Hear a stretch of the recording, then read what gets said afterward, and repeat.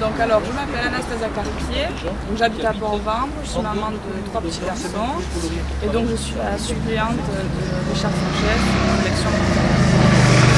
Moi je suis Richard Sanchez et avec Anastasia Carpier, eh bien, nous formons équipe pour cette élection cantonale.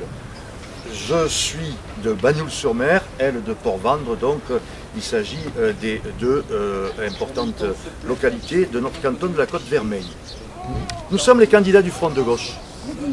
Le Front de gauche, c'est l'alliance de tous ceux qui à gauche veulent véritablement le changement. Nous sommes les candidats anti-Sarkozy. Le vote anti-Sarkozy à cette élection, ça sera le vote pour Richard Sanchez et pour Anastasia Carpier. Et je veux dire quelque chose d'important à ce propos, si vous le permettez. Vous voyez, il y a eu un grand mouvement, un très grand mouvement social pour le droit à la retraite, pour vivre dignement jusqu'à la fin de sa vie.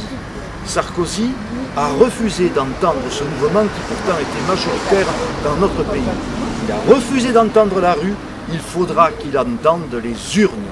D'autant que c'est le dernier vote avant l'élection présidentielle, eh bien il faut commencer à lui dire haut et fort, sortez, partez, nous voulons notre politique. Voilà la raison de cette candidature. Au point de vue des compétences du Conseil général, il y a la grande question du logement. Ici, Anastasia habite les HLM du Glacis, ils ont besoin d'une rénovation. Et puis, il y a besoin aussi de construction nouvelle. Et le Conseil général peut aider là-dessus. Deuxièmement, il y a la question économique. Et nous sommes pour former une sorte de conseil cantonal qui regrouperait les services publics, les commerces, les petites entreprises, les organisations syndicales et qui ferait régulièrement, autrement dit, les acteurs économiques et qui ferait régulièrement le point de façon à ce que les gens qui sont en recherche d'emploi eh bien, puissent, avec ce conseil, trouver quelque chose. C'est la deuxième série de propositions que nous faisons. Nous faisons également des propositions pour le social et pour la santé. Nous avons une richesse en Côte-Vermeille. Et ta grand-mère y travaille. Ce sont les maisons de soins, les maisons de convalescence, les maisons où les personnes du 3e et 4e âge peuvent trouver un certain confort à la fin de leur vie. Cette richesse doit être préservée. Et là encore, le Conseil général a un rôle à jouer. Enfin, les jeunes, le sport. Les jeunes, il faut des animateurs de rue. Il n'y en a pas. Et cela encore dépend du Conseil général. Le sport, on avait parlé d'une piscine intercommunale.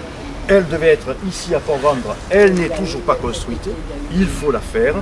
Et naturellement, je ne vais pas terminer sans oublier notre culture catalane et le rôle des associations à cet égard. Enfin, se rassembler sur notre nom, je crois que ça sera quelque chose qui permettra de dire non à cette loi qui veut la disparition des cantons, la disparition de notre canton de la Côte-Vermeille, et qui serait fondu dans un immense territoire sous la férule d'Argelès et l'omnipotence de Montpellier.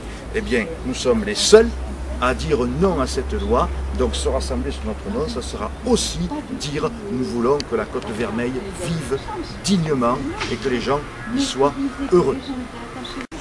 Il y a depuis maintenant 12 ans une majorité de gauche dans laquelle les communistes ont fait un bon travail au niveau des collèges dans la première période, au niveau des transports.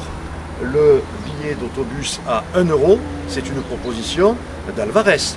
Donc nous sommes pour que, au niveau de la culture, avec mon ami Antoine Sardin, donc il faut que cette majorité soit continuée, mais effectivement, qu'elle ait une vraie politique de gauche. La révolution du jasmin. Il y a en Égypte la révolution du papyrus. Et bien dans ce canton, le rassemblement sur mon nom et sur celui d'Anastasia, le rassemblement avec le Front de gauche et toutes les forces de l'esquerrantier libéral, eh bien ça sera la révolution du mimosa et je crois que ça va marcher.